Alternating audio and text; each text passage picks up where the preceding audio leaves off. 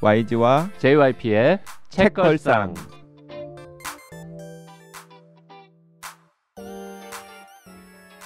책에 관한 걸쭉하고 상큼한 이야기. YG와 JYP의 책걸상이 찾아왔습니다. YG 강량구입니다. JYP 박재영입니다. 자, YG가 오늘 오프닝을 위한 댓글을 특별히 하나 골라왔습니다. 꼬냥미우님. 꼬냥미우 치주루님 이게 어떻게 되는 거예요? 꼬냥미우님께서 치주루님께서 남긴 댓글에 대댓글을 다신 거예요. 아, 네네네. 한강 작가의 단편 소설 눈 한 송이가 녹는 동안 저도 좋아해요. 그 작품이 실린 2016년 황순원 문학상 수상 작품집에서 한강 작가가 직접 정리한 연보도 별것 아니지만 좋았고, 윤경희 평론가와의 인터뷰도 너무 좋아서 몇 번을 되풀이해서 읽었습니다. 아쉽게 책이 절판되어 중고 서점에서 겨우 구했답니다. 네. 이게 오늘 방송이랑 뭐 관련이 있어요? 관련이 있죠. 어떻게 관련이 있습니까? 중고 서점이 관련이 있죠. 아, 오늘 중고 서점 관련된 책을 가지고 방송하나 보죠? 방송하고, 그리고 심지어는 헌책방 사장님을 모셨습니다. 아, 바로 소개하겠습니다. 헌책방 기담 수집가라고 하는 요즘 화제가 되고 있는 책을 쓰신 윤성근 작가님 오셨습니다. 어서 오십시오. 안녕하세요. 네, 반갑습니다. 안녕하세요. 반갑습니다. 이 처음 이렇게 스튜디오에 와가지고 네. 하시는 걸 봤는데 제가 몇 편을 봤거든요. 근데 처음에 시작할 때 안녕하세요 누구입니다 이렇게 말씀하시잖아요. 네네네. 저 미리 녹음 따놓고서는 네, 계속 그거는 매일 다르게 하는 겁니다. 매일 다르게 하는 겁니다.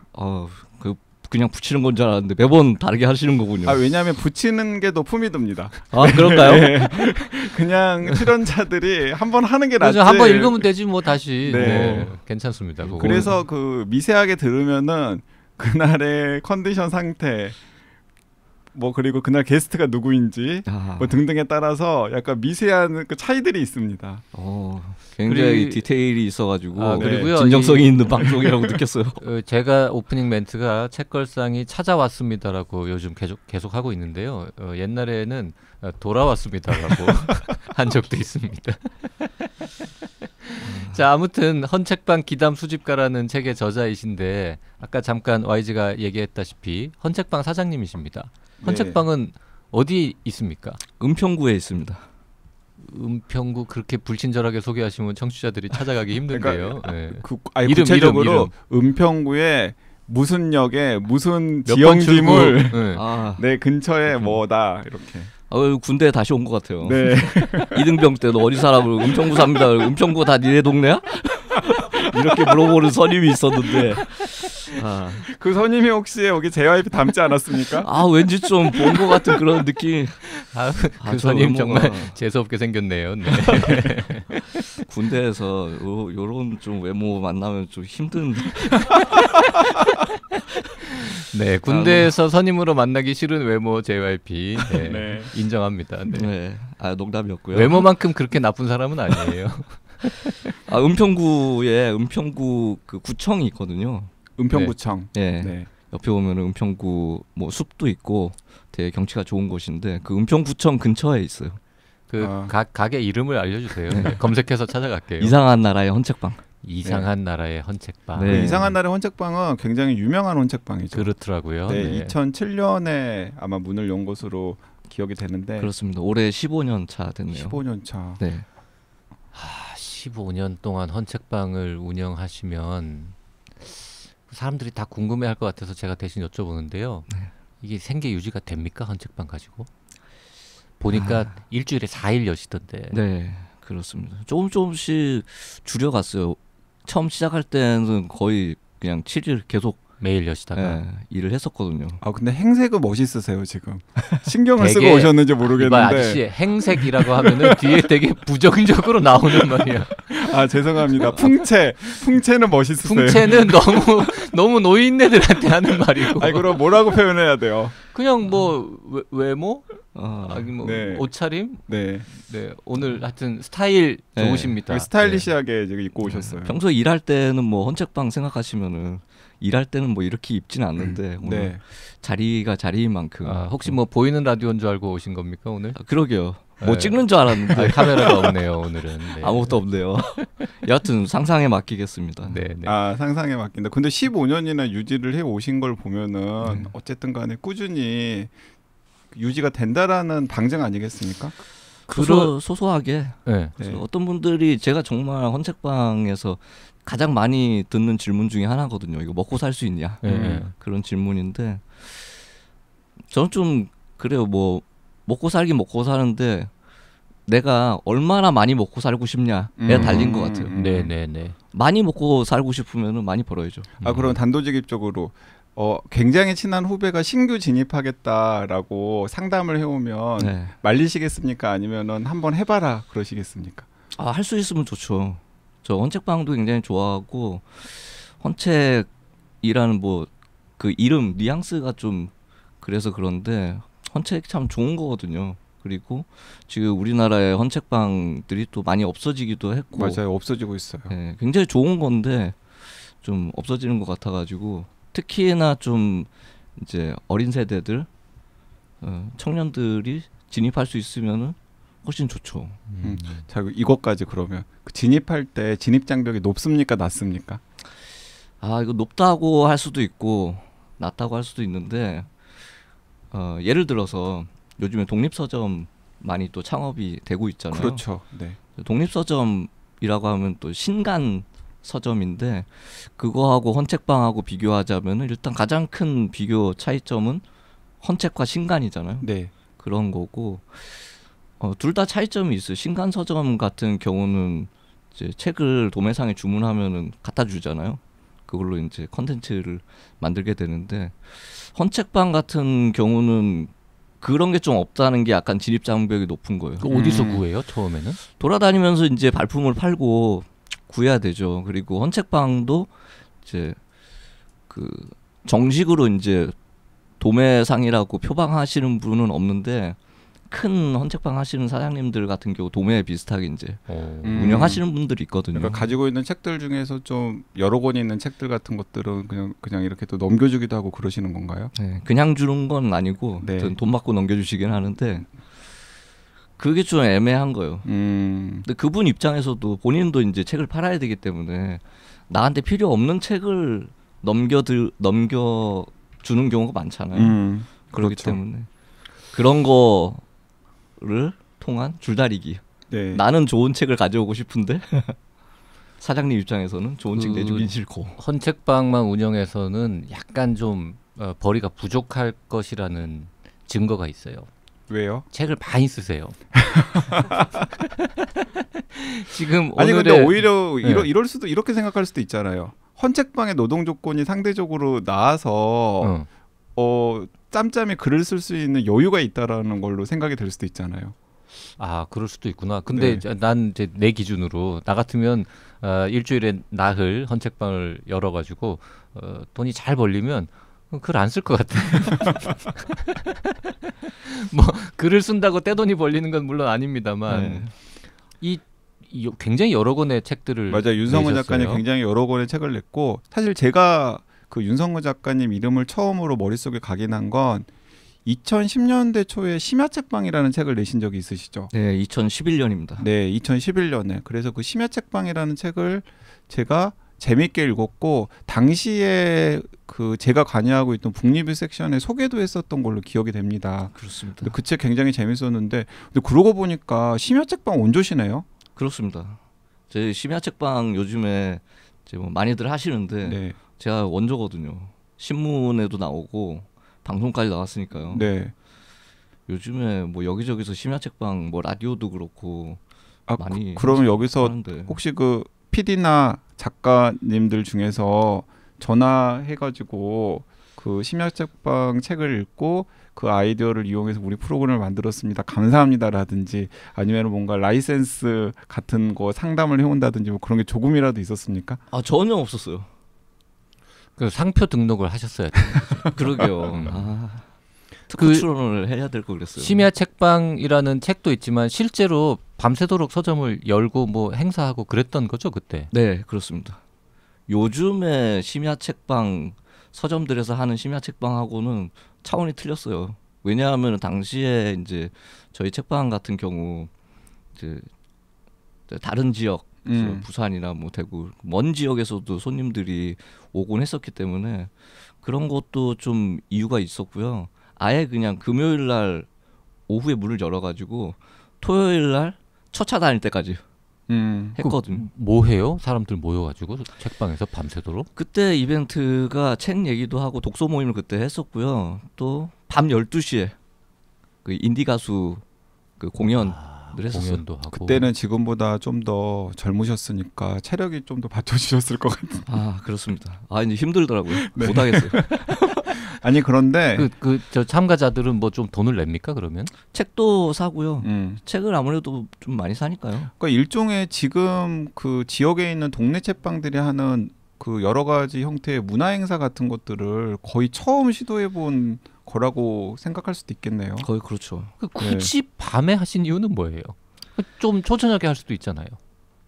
그런데 뭐 은평구 제가 책방 하는 그곳은 시내도 아니고 그렇다 보니까 책방에 들렸다가 뭐 다시 또 다른 데 간다든지 뭐 다른 데 카페에서 뭐 놀다가 책방에 온다든지 이런 경우가 극히 없었거든요. 그러니까 책방에 들어오면은 이제 원스톱으로 그냥 모든 걸 다 제공을 해야 되는. 네. 아 그 심야 책방에 이렇게 예를 들어서 밤에 들어가면 네. 그 첫차 다닐 때까지는 못 나옵니까? 아 그런 건 아니고요. 근데 나가봤자 아무것도 없으니까. 갈 데가 없으니까. 네, 나가봤자 아무것도 없어요. 바로 앞에 이제 서부경찰서 구치소 있어가지고 거기는 뭐 24시간 영업이니까 거기 뭐 들어가시려면 뭐 들어가실 수도 있고 원하시면. 경찰서가 24시간 영업한대. 네. 자, 아니 그래서 그 저는 오늘 우리가 같이 읽어볼 헌책방 기담 수집가 책을 읽으면서도 그런 생각을 했었는데 또 심야 책방을 예전에 읽었던 기억도 있어서 아예 요즘에 그 유튜브 같은 거 유행이잖아요. 그래서 유튜브 채널을 개설을 해가지고 약간 심야 책방, 윤성근의 심야 책방 이런 식으로 뭔가 책 얘기도 하고 그 다음에 오늘 소개할 헌책방 기담 수집가에 나오는 기기묘묘한 사연들도 좀 소개를 하고 신청도 받고 이런 거 하면은 굉장히 인기를 끌 수도 있지 않겠나 하는 생각이 들더라고요. 아 근데 제가 아쉽게도 카메라 굉장히 무서워요. 유튜브 영상 같은 거. 아니 외모랑 스타일은 지금 카메라 친화적으로 생기셨는데 왜? 그러게요. 영상 매체에 굉장히 좀 울렁증이 있고. 그 TV나 이런 데서 출연 요청도 많이 나왔었죠.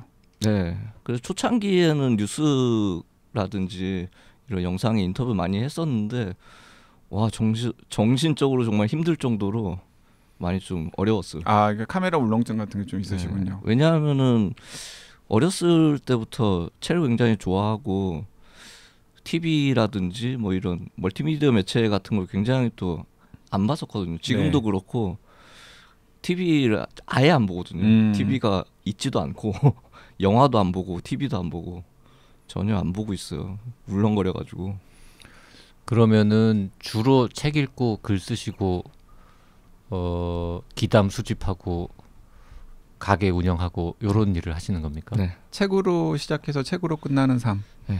책 읽고 뭐 책 쓰고 산책도 다니고. 그러니까 산책도 책 들어가는 거네요. 그렇네요, 정말.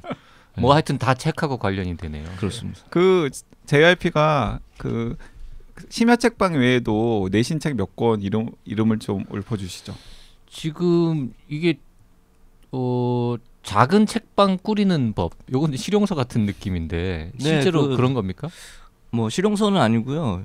그 유유출판사에서 뭐뭐 하는 법 시리즈라고 해가지고 작은 책으로 이렇게 나오는 그런 게 있거든요. 그 굉장히 귀여운 책 시리즈가 네. 있고 땅콩문고. 네, 땅콩문고. 제가 알기로는 그 유유출판사도 은평구에 적을 두고 있는 걸로 알고 있는데 맞습니까? 지금 이사 갔어요. 이사 갔습니까? 네, 일산으로 갔다가 또 지금 뭐 원래는 은평구에 있었죠. 예. 예. 그리고 역시 서점 관련 책으로 서점의 말들.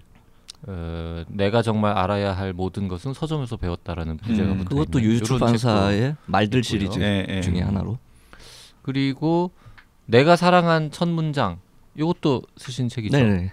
요거는 이제 여러 세계 문학 명작들 중에서 첫 문장에 대한 첫 문장을 딱 가져오고 그거에 대해서 뭔가 해설하고 이런 겁니다. 네.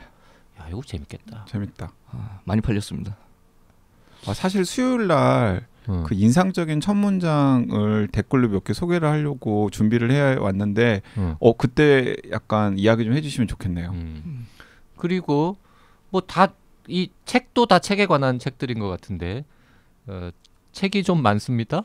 네. 이런 책도 있네요. 네. 그건 제가 헌책방 운영하다 보니까 네. 이제 일반인들한테 책을 사는 경우가 굉장히 많잖아요. 집에 가가지고 책이 많으신 분들은 들고 오지 못하니까 제가 가서 이제 출장 매입이죠. 출장 매입을 책 많은 사람들 집을 탐방한 이야기네요. 다녀보니까 정말 그것도 재밌다. 유명인이 아니라 평범한 사람인데 책이 엄청나게 많은 사람들이 의외로 많아요. 그러면 윤성근 작가님 기준에서는 네. 책이 어느 정도 수준으로 있어야 많다라는 느낌이 옵니까? 그런 책의 주인공이 될 수 있습니까? 네. 개인. 네, 개인적으로 갖고 있는 것으로 봤을 때 5,000권 이상이면은 많다. 5,000권이면은 방으로 따지면 어느 정도죠? 방으로 따지자면은 그 일반적인 그 책장 있잖아요. 네. 큰 거 거실에다 놓는 그런 책장으로 해가지고 한 뭐 어떤 책이 어떻게 꼽혀 있느냐에서 틀리긴 한데 한 67개 정도에 빡빡하게 들어가 있으면 YG는 책 몇 권 있어요? 그러면 제가 5,000권이 넘나 봐요. 5,000권 넘어? 네. 네. 저는 뭐 세보진 않았는데 대략 짐작컨대 아마 한 2,000은 넘을 것 같고 3,000은 안 되지 않을까. 왜냐하면 그 딱 말씀하신 정도거든요. 네. 그 자, 제가 지금 한번 모시겠습니다. 그래서 좀 많이 좀 가져가시라고. 견적 한번. 네.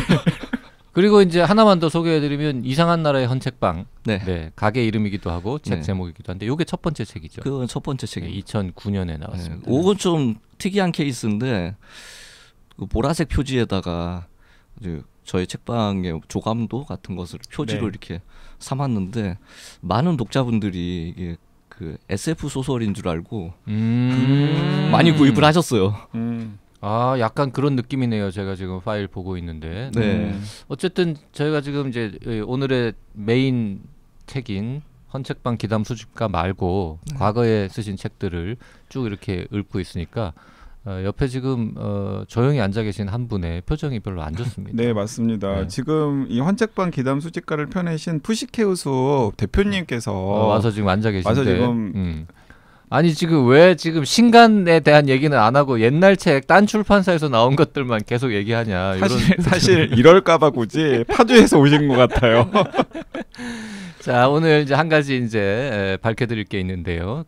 저희가 이제 작년이죠. 작년 하반기에 시즌 4 제작비 크라우드 펀딩을 하지 않았습니까? 그때 이제 세 군데 출판사에서 도움을 주셨습니다. 참여를 해서. 그래서 한 곳은 펀딩에 참여하면서 우리의 참여 사실을 밝히지 말아달라라고 하셨고, 한 곳은 펀딩에 참여하면은 수수료가 발생하니 그냥 따로 줄게라고 해가지고 약간 이제 도움을 주셨고, 따로 뭐 광고 형태로. 네. 그리고 이제 또 한 출판사가 바로 푸시케의 숲이고, 그래서 그러니까 사실 밝혀도 되냐 그랬더니 내가 나쁜 짓 한 것도 아닌데 기꺼이 밝혀라라고 해가지고. 그리고 사실 깜짝 놀랐던 게 그 처음에 뭐 밝히지 말아달라 혹은 뭐 그냥 광고 형태로 참여를 하겠다 이런 출판사는 그 JYP나 YG랑 관계가 있는 그렇죠. 오랫동안 이렇게 교류를 했던 출판사여가지고, 그리고 그 출판사에서 후원 사실이 알려지면 다른 팟캐스트에서 우리도 도와달라고 할까봐 그랬을 수도 있어요. 그리고 사실 또 살짝 그 YG나 JYP가 우리 이런 거 하는데 조금 도움을 주실 수 있으세요라고 그냥 가볍게 부탁도 드렸던 출판사. 무겁게 부탁했죠. 였죠. 그런데 사실상 자발적으로 맞아요. 펀딩에 참여한 유일한 출판사가 바로 푸시케의 숲입니다. 네, 헌책방 기담 수집가를 펴내신 푸시케의 숲이고, 그리고 진짜 많이들 궁금해하셨어요. 도대체 어느 출판사가 한 거냐? 돈줄을 내주겠다. 돈줄을 내주겠다. 그런 말씀들을 많이 앞으로 하셨는데, 그 출판사에서 나오는 책들은 무조건 다 사겠다. 그래서 계속 공개해달라는 요구청이 많았었거든요. 그래서 그러면 잠시 우리 작가님 잠깐 기다리시고 푸시케의 숲에서 요새 나온 책들을 좀 소개를 할까요? 이게 뭐부터 해야 돼요? 어느 거 제일 얘기하고 일단 싶습니까? 판매량 순으로 소팅을 하신 다음에 위에서부터 쭉 읽어주면 판매량 좋을 것 같아요. 순으로 하면은 헌책방 기담 수집가가 1등인데. 아 정말? 현재 스코어는 그렇습니다. 네네. 이거 뭐 좋은 책인가 봐요. 오, 두 번째로 높은 책은 마거릿 애트우드 책이에요. 글쓰기에 대하여. 우리 저번에 한번 혼비님이랑 방송할 때 언급만 했었던 책이죠. 그리고 우아한 우주. 이게 이제 세 번째고요. 이것도 푸시케의 숲에서 나왔네요. 옥타비아 버틀러 원작의 킨 그래픽 노블. 네, 그것도 최근에 펴내셨죠. 오, 사장님 요새 일 되게 열심히 하시네요. 네. 또 50여 권 나와 있고요. 오, YG가 맨날 얘기하는 조너선 화이트의 나쁜 교육. 네. 이것도 이 집 겁니다. 네, 제가 나쁜 교육 꽤 많이 팔아 드렸을걸요. 감사합니다. 네. 네. 요런 좋은 책들 많이 내고 계시군요. 그리고 네. 그 푸시케의 숲에서 그 전 세계적으로 유명한 저자 책도 있잖아요. 뭐 나쁜 교육의 조너선 화이트도 전 세계적으로 유명한 저자입니다만은 유발 하라리 책도. 유발 하라리 책도 나온 게 있어요? 네. 그건 잘 안 팔리나 봐요. 지금 판매량 순인데 잘 안 보이네요. 아, 대담한 작전. 네. 네. 그 유발 하라리가 원래 그 중세 전쟁사 연구자잖아요. 그래서 그 중세 전쟁사를 연구한 그 자신의 연구 성과를 모아서 낸 책이 그 대담한 작전인데 그 대담한 작전을 푸시케의 숲에서 냈죠. 지금 이제 푸시케의 숲에서 나온 다른 책들 얘기를 한참 하고 있으니까 작가님 표정이 다시 안 좋아져가지고 다시 헌책방 기담 수집가로 이제 돌아가야 될 것 같은데 아무튼 저희 이 열악한 팟캐스트 제작비 일부를 후원해주신 푸시케의 숲 성기승 대표님께 깊은 감사를 드리면서 윤성근 작가님은 이력이 일단 특이합니다. 네, 그 책날개의 소개를 보면 초등학생 때부터 동네 헌책방의 최연소 단골이었다. 이런 표현이 나오는데 보통 이제 초등학생들은 만화 가게를 가거나 아니면 그냥 오락실을 가죠. 오락실. 오락실을 가거나 아니면 책 좋아하면 이제 새 책 파는 서점에 가지 헌책방은 잘 안 가는데 왜 헌책방을 그렇게? 여러 가지 좀 이유가 있었죠. 근데 동네에 마침 헌책방이 있었나 봐요. 가까이에. 그러기도 하고 제가 어렸을 때 초등학생 때는 그 정릉이라는 곳에 살았었는데 네. 거기에 국민대학교 네. 있었거든요. 당시에 국민대학교 제 형 누나들이 엄청 이제 뭐 시위도 하고 그랬는데 저희 집 그 옆에 이제 몇 명이서 이제 자취를 하고 있는 형 누나들이 있었어요. 그분들 방에 보니까 엄청 책이 많더라고요. 이분들은 정말 대단히 좋은 분들이구나. 책이 이렇게 많으니까. 그분들을 따라서 책방에 가니까 그분들은 헌책방에 가더라고요. 그래서 같이 많이 따라갔죠. 그게 첫 시작이었어요. 초등학생이 대학생 형 누나라고 말씀하셨지만 어떻게 보면은 아저씨들인데 어린이가 볼 때는 그분들이 헌책방을 간다고 따라간다고요? 저는 일단 책을 굉장히 좋아했는데 새 책방이 물론 뭐 시장에도 있고 그랬지만 돈이 없으니까요. 초등학생 돈이 없으니까 가서 이제 서서 읽을 수밖에 없는데 맨날 혼났거든요. 새 책방에 새 책방은 그렇죠. 네. 제가 당시에 그 해문 출판사에서 나온 빨간색 표지 문고본 아가사 크리스티. 네. 유명한 거. 네. 아가사 크리스티 굉장히 좋아해가지고 거기에 당시에는 지금은 이제 100권이 나왔는데 저 어렸을 때는 80권이었거든요. 그거를 하나하나씩 이렇게 읽는 낙이 있었는데. 근데 이제 서점의 아저씨나 이제 아주머니 입장에서는 이제 눈총을 줄 수밖에 없죠. 그렇습니다. 새 책이니까 또.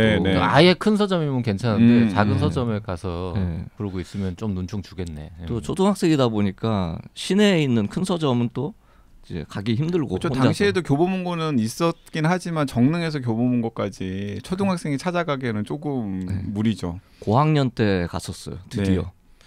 그것도 이야기가 있는데 굉장히 엄청난 이야기가 있습니다.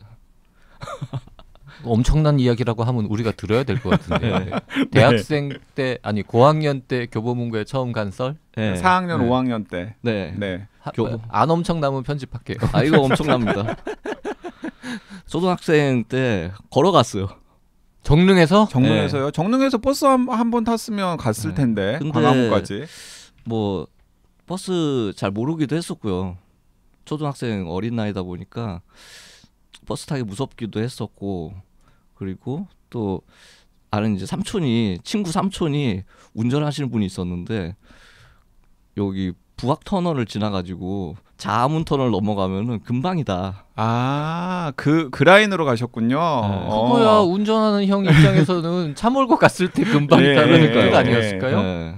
거기서 가면은 뭐 금방이니까 한번 가봐라 해가지고. 그러니까 시내가 아니라 이렇게 외곽으로 돌아가지고 가신 거군요. 아니야, 그게 더 가까워. 그게 더 가깝나요? 해화동 쪽으로 오는 것보다. 네. 미아리고개 넘어가지고 이렇게 가는 것보다는 훨씬 가까운 거였는데. 근데 거기가 이렇게 막 걸어다니기 그렇게 좋은 길들은 아닌데.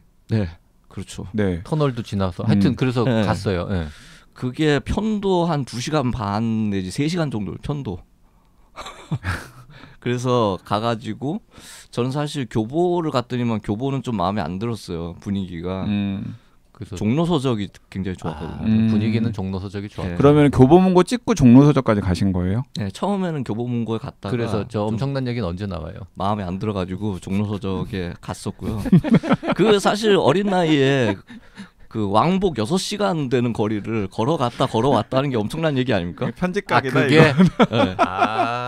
네.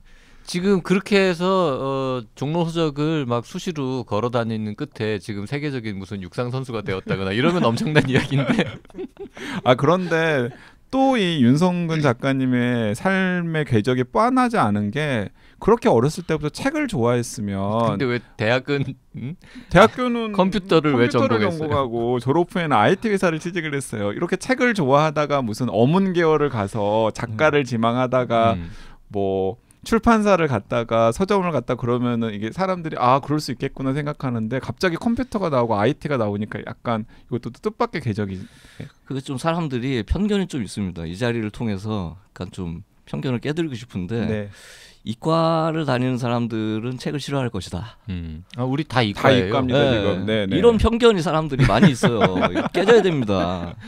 심지어 JYP는 이과인데 과학책을 싫어해요. 아니 그래서 그 많은 분들이 그 YG와 JYP 책걸상 소개에 의사 출신 저널리스트와 그리고 뭐 20년차 과학 저널리스트가 진행하는 팟캐스트라고 그러니까 문학이나 이런 건 하지 않고 안 들어보신 분들은 과학책 주로 리뷰하는 팟캐스트인가 보다라고 편견을 가지시는 분들도 꽤 있더라고요. 저도 뭐 학술적인 내용 그런 건 줄 알았어요. 여기도 이렇게 편견을 가지시고 계셨구나. 예. 그래서 우리 청취자가 안 느는 거야 지금? 그럴 수도 있어요. 네. 그럼 소개를 바꿔. 소개를 바꿉시다 우리. 네. 그냥 뭐라고 바꾸지? 아저씨도 일단 그거부터가 약간 마이너스 요인이야. 아저씨도 마이너스 안 요인. 되잖아. 나이를 밝히지 말고 그냥 뭐 잘 찾아보자. 뭐 근데 이제 귀여운 그것도 이상하고. 책을 좋아하셨는데 어쨌든 또 컴퓨터를 전공하셨네요. 그렇습니다. 그때 뜻한 바가 있으셔가지고. 뜻한 바가 있는 건 아니고요. 당시 대학 다닐 때 90년대라서 90년대는 또 IT 버블이 그때 한참 컴퓨터 전공하면 취직이 잘 된다 뭐 이런 그때 생각으로. 90년대 그 초중반에 컴퓨터 과학과 뭐 컴퓨터 공학과 이런 데가 엄청 떴었거든요. 그렇습니다. IT 벤처 기업 같은 거. 네. 그래서 대학 졸업하고 멀쩡하게 직장 잘 다니다가 때려치운 거는 적성에 안 맞던가요? 뭐 잘 안 맞았죠. 그때 그만두지만 않았으면 지금 뭐 카카오나 네이버 같은 거 만드셨을 수도 있습니까? 아니요, 전혀요. 그 정도까지는 아니었고. 안 그만둘 수가 없었을 거예요. 네. 언젠간 그만둘 수밖에 하다 없는. 보니까 너무 마음에 안 들더라고요. 전 사실 컴퓨터를 전공을 했던 가장 큰 이유 중에 하나가 매우 정확한 것이라는 그것 때문에 선택한 거거든요. 네. 저는 정확한 걸 굉장히 좋아해가지고 틀림이 없는 거잖아요. 근데 헌책방 기담 수집가의 한 일화에도 나옵니다. 그렇지 않다라는 걸 사실은. 그렇지 않더라고요. 해보니까.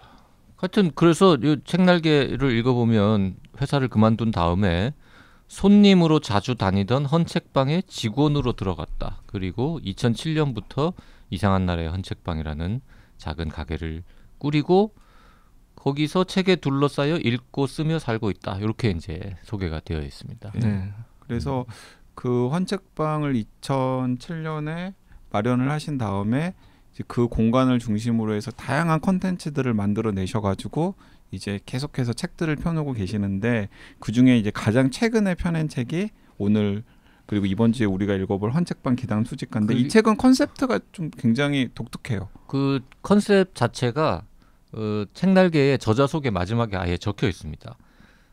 겉보기엔 보통 헌책방과 다르지 않지만 주인장은 여기서 책과 사람에 얽힌 기묘한 이야기를 수집한다.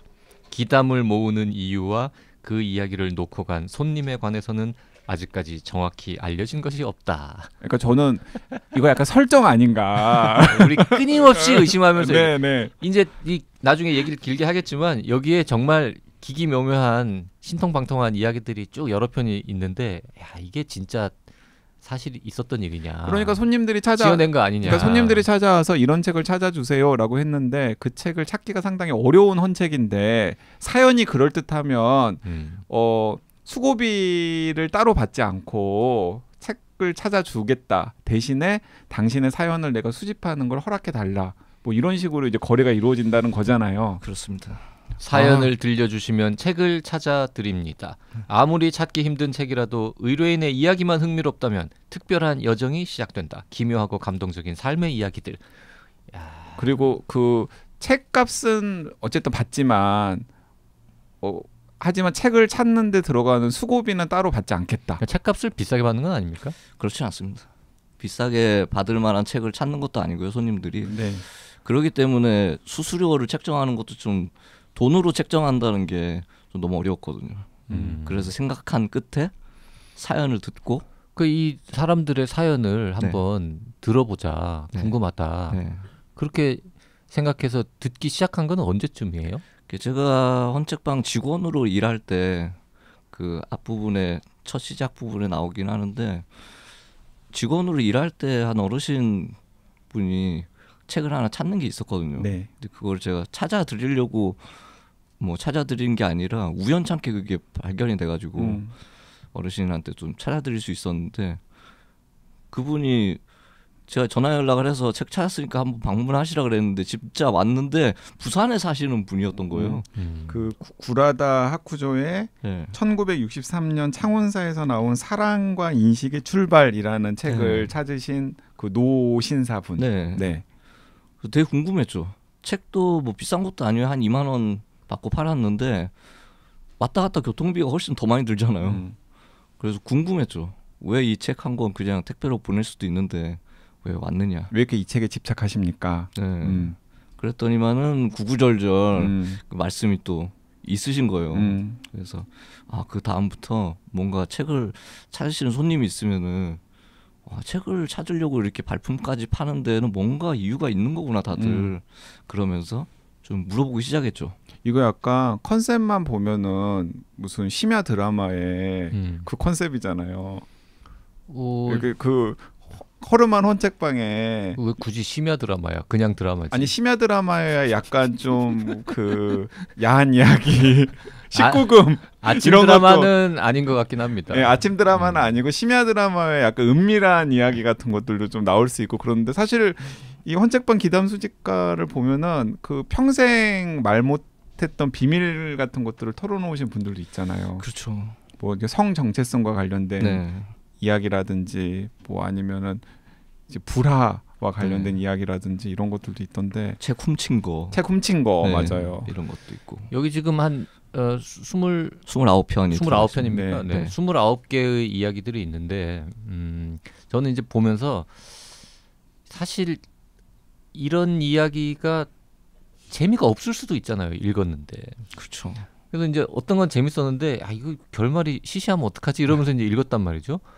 근데 29편이 다 그래도 웬만큼 이게 완결성이 있고 그럴듯한 이야기로 끝나더라고요. 그래서 아니 이분은 도대체 얼마나 많은 이야기를 수집했길래 그중에서 이렇게 골라내서 그럴듯하게 글을 쓸 수 있는 사연만 29개나 모으셨을까. 근데 훨씬 많아요. 왜냐하면은 그 제가 윤성군 작가님을 원래 알고 있었던 처지라서 시사인에서 그 헌책방에 헌책에 얽힌 사연을 연재한 연재글을 제가 몇 편 읽은 적이 있거든요. 근데 여기에 소재가 중복되는 것들이 있어요. 그런데 그 연재글이 아까 제가 확인을 해보니까 7, 8매 정도인데 여기에 실려있는 글은 한 일화당 최소한 25매, 30매 정도는 되는 글인 것 같거든요. 그러니까 일단은 사연이 훨씬 더 이 책에 실려있는 게 그 연재보다 길어졌고요. 또 하나는 그 연재를 읽을 때 읽어서 제가 머릿속에 남아있던 사연들이 이 책에는 안 실려 있어요. 안 실린 것도 있어? 네, 그러니까 그러면 이제 풀어놓은 다음에 책으로 엮으면서 또 선별을 하신 거예요. 요 책 반응 좋으면 이제 속편도 나오겠네요. 속편 지금 많이 요청이 들어오고 있습니다. 네. 부럽다. 그 여행 준비의 기술 속편 혹시 요청 들어옵니까?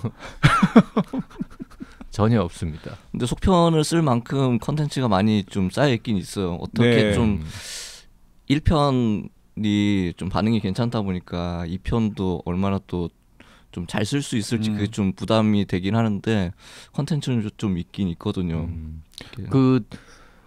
여행 준비의 기술 속편 요청은 없는데 거기 맛집 부분만 따로 책 한 권으로 키워서 내달라는 이야기는 들은 적이 있습니다. 전혀 없다 그러니까 약간 자존심 상한다. 자, 그러면 헌책방 기담 수집가는 이제 그 후편이 나올 가능성도 굉장히 높겠네요. 그렇습니다. 네, 기대해 주십시오. 이게 굉장히 얘기가 되게 많아요. 제가 가지고 있는 것만 물론 모든 게 다 이렇게 재밌진 않지만은 몇백 건 가지고 있거든요. 그래요. 시시한 내용도 있긴 있는데 재밌는 걸 추려봐야죠. 시시한 내용은 약간 좀 살을 붙이면 안 됩니까? 진짜 이거 다 100% 다 사실입니까? 거의 사실이 왜냐하면은 제가 다 기억할 수가 없으니까 사람 얘기를 들으면서 쓰기도 쓰지만은 디테일을 좀 제가 아예 책으로 쓰고 싶어가지고 이 기담을 모으고 있는 중이기 때문에 디테일을 다 뭐 체크할 수 없으니까 녹음도 하고 그렇거든요. 사실 시시한 제목은 많고. 기담 수집가라고 되어 있지만 여기에 나오는 그 사연들은 사실 그렇게 그 일본 무슨 기담집 같은 데 나오는 뭐 귀신 나오고 이런 황당무계한 거는 전혀 아니에요. 다 정말 있을 법한 이야기들이고. 그리고 그랬겠구나 이런 식의 사연들이 굉장히 많이 있습니다. 기담이라고 붙였어요? 처음에 제목을 헌책방 사연 수집가라고 할까 뭐 사연 수집가라고 하면 왠지 약간 좀 올드한 느낌도 들기도 하고. 그리고 요즘에 기담 이런 게 좀 먹히는 분위기잖아요. 그 정작 진짜 그 좁은 의미의 기담을 기대하고 읽으신 분들은 이게 무슨 기담이야라고 생각할 수도 있을 것 같긴 한데요. 근데 기묘한 이야기 아닙니까? 정말 기묘하긴 해요. 그러니까 다 그리고 책에 얽혀 있으니까 책이라는 게 요즘에 하도 좀 이렇게 사람들하고 거리가 좀 멀잖아요. 그러니까. 그 읽으면서 내내 그런 생각했어요. 우리 이 책걸상 애청자분들은 진짜 좋아할 만한 이야기들이 많다. 좋아할 만한 이야기 많고 책걸상 애청자들 중에서도 어쩌면은 사연 의뢰를 할 수도 있겠다라는 생각도 들더라고요. 맞아요. 네. 사연 받습니다. 사연을 더 많이 보내주시면 속편이 더 풍성해질 수 있겠네요. 그렇죠. 재밌는 사연 있으신 분들. 그 서점에 구경 가면 혹시 이 본인의 책은 새 책으로 팝니까? 네, 제 책은 새 책으로 팔고 있습니다. 새 책은 그럼 딱 본인 책밖에 없어요? 네. 근데 어떤 손님 중에서 아니 그럼 콜렉션을 마련해 놓으신 거예요? 예, 지금 한 10 몇 권이 되니까요. 그건 그럼 출판사에서 따로 그냥 그것만 공급을 받습니까? 네. 제가 사가지고. 근데 이런 경우는 어떻습니까? 그 윤성근 작가님의 책을 헌책으로 판매하러 오는. 그런 경우는 없었어요. 그렇게 경험 없는 사람은 없었구나. 그렇게 이상한 사람은 없지. 네. 근데 어떻게 이렇게 그 뭐 엄청나게 많은 책을 물량을 받을 때도 있잖아요. 떼온다고 하죠. 네. 그런 경우에는 섞여 있을 수도 있을 것도 같은데. 그런 경우는 지금까지는 없었고요. 그 뭐 땡라딘 중고서점. 네. 우리 알라딘이라고 말해도 됩니다. 네, 그래요? 말해도 됩니다. 팟캐스트에서 뭐 좀 불만이 있으시면 욕하셔도 됩니다. 네. 그렇군요. 그리고 딱 땡라딘, 알라딘 여기서 엄청나게 지금 제 중고서적이 많이 나오고 있는데 보일 동안 제가 한 권씩 사고 있기도 하거든요. 욕을 하려고 그랬는데 제가 올려줬네요, 수익을. 아이고 참. 근데 좀 그거 참 아이러니하죠. 왜냐하면은 자기 책이 중고 서적에서 유통되는 걸 보면은 조금 약간 애달프기도 하고 슬프기도 하고 그런데 또 그렇게 헌책이 유통이 되어야 헌책방 유지가 되는 거잖아요. 그렇기도 하고요. 알라딘에 가서 보면은 또 추천 에세이 코너 이런 거에서 또 많이 또 꽂아주셔가지고 네. 기분이 좋기도 하고요 나름. 그런데 중고 서점의 추천 에세이 코너에서 그 윤성건 선생님 책을 사도 윤성건 선생님한테 돌아오는 건 일도 없잖아요. 없네요 정말. 네. 그냥 기분만 좋은 건데. 법적으로는 그 새 책 파는 서점과 헌책방은 똑같습니까? 세금 차이가 좀 있는 걸로 알고 있어요. 세금 차이가 있어요. 네. 어쨌든 헌책방으로 등록 혹은 뭐 신고된 가게에서 새 책을 팔아도 아무 문제는 없는 거죠. 문제가 있죠. 문제가 있어요? 아니 문제가 있으면 안 되는데 본인 책은 새 책을 파신다면서요? 세무서에 등록할 때 중고 서적하고 그 신간도 팔 수 있도록 과목을 서적 둘 다 추가를 둘 다 추가를 해놨군요. 아마 그 중고책은 서적으로 분류가 되지 않고 다른 걸로 분류가 되는 중고 서적이라는 과목이 있어요. 중고 서적이라는 과목이 있어요. 그렇군요. 네. 두 개가 있습니다. 예전에는 없었거든요. 예전에는 없어가지고 중고 서적이 없어가지고 대부분 이제 고물 수거. 맞아요. 저는 그 얘기를 얼핏 들었었거든요. 근데 이제 중고서적 시장이 좀 커지니까 중고서적이라는 항목이 따로 생겼나 보네요. 네, 그래서 굉장히 오래된 헌책방 그 사람들 보면은 영업증 보면은 고물상으로 돼 있어요. 청계천 뭐 이런 데 있는 옛날 오래된 서점들은 요즘에는 중고도서 과목이 생겼습니다. 네, 그 은평구청 앞에 있는 이상한 나라의 헌책방에는 헌책 말고 새 책도 파는데 그 한 명 서점 주인장 윤성근 작가님의 새 책들만 살 수 있습니다. 자, 헌책방 그리고 헌책방 기담 수집가와 관련된 더 많은 이야기는 다음 시간에 이어서 나누기로 하고요. 댓글 몇 개 소개하면서 마무리하겠습니다. 블루포유님, 켄트 하루프의 밤에 우리 영혼은 편 들으시고 남기셨는데요. 그러던 어느 날로 시작하는 첫 문장과 춥냐고 묻는 마지막 문장에 대해 박평님 설명을 들으니 개운치 않았던 뭔가가 풀렸습니다. 감사합니다. 그리고 자식이 제일 무섭다는 말이 무슨 뜻인지 약간은 알게 된 50대로서는 후반부 이야기 전개에 너무나 마음이 아프고 속이 상했습니다. 그러다 보니 용기나 외로움, 친밀감에 대해서보다는 좀 놔두라는 말을 하고 싶더라고요. 이 책의 편집자도 그런 심정 아니었을까요? 네. 자, 그리고 그 댓글 하나만 더 읽겠습니다. 이거 YG가 발견한 건데 혹시 애청자분들 속초에서의 겨울이라는 책을 기억하실지 모르겠어요. 몇 년 전 초창기에 소개했던 그러니까 작품 책걸상 아닙니까? 초창기 때 그 팀 피치의 소주 클럽이라고 하는 책과 함께 외국 사람이 한국을 무대로 쓴 책. 네. 뭐 이런 식의 컨셉으로 두 책을 같이 소개했었는데 그 엘리자 수와 디사팽의 속초에서의 겨울편을 이 바그다드 카페 순이님께서 나중에 들으시고 댓글을 남기셨습니다. 자, 그런데 이 아마 저자 이름이죠. 디사팽이 불어에서는 전나무 단어에서 온 것 같은데 크리스마스 트리라는 뜻도 있어서 왠지 속초에서의 겨울과 어울립니다. 그리고 그때 이 책을 소개하면서 영화로 만들어지면 정말 좋겠다. 그리고 어떤 감독이 만들면 좋을까 이런 수다를 우리가 떨었었거든요. 근데 이재용 감독님께서 이걸 영화로 만들면 좋겠다라고 말씀을 하셨는데 놀랍게도 작년에 그 미국에서 가장 권위 있는 문학상이 내셔널 북 어워드, 우리나라 언론에서는 전미 도서상이라고도 번역을 하는 상인데 그 상의 번역 부문 수상작이 너무나 낯이 익은 거예요. 그래가지고 뭔가 봤더니 바로 이 속초에서의 겨울이 영어로 번역이 되어가지고 그 영어가 작년에 내셔널 북 어워드 번역 부문 상을 받았더라고요, 미국에서. 이게 불어로 쓰인 책이니까 영어로 번역이 되어가지고.